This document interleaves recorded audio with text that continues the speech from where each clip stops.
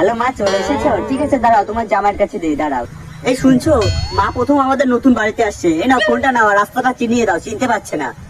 বাবা, উনি কি আমার দেখানো রাস্তায় হাঁটবে না দেও? চুপ করো তো, নাও ফোনটা নাও। হ্যালো শাশুড়ি মা, অনলাইনে আর প্রণামটা তাহলে করলাম না, বাড়িতে যখন আসছেন তখন পায়ে হাত দিয়ে অফলাইনে প্রণামটা করবো। তা এখন কোথায় আছেন? এই তো এখানে টোটোতে বসে আছি বাবা। ঠিক আছে, টোটোতে বসে থাকুন আর চশমাটা পরে নিন, পরে সামনের দিকে তাকান। কি দেখতে পাচ্ছেন? একটা সোজা ঢালাই রাস্তা। হ্যাঁ, রাস্তা বরাবর চলে আসুন, এসে দেখুন সামনে একটা কালো কুকুর শুয়ে আছে, দেখতে পেয়েছেন? হ্যাঁ, কালো কুত্তা। হ্যাঁ, এবার কালো কুকুরের পাছাটা যেদিকে ঘোরানো আছে ওইদিকে আপনার মুখটা ঘোরান। হ্যাঁ, ঘুরিয়েছি। ও ঘুরিয়েছেন, তা কি দেখতে পাচ্ছেন?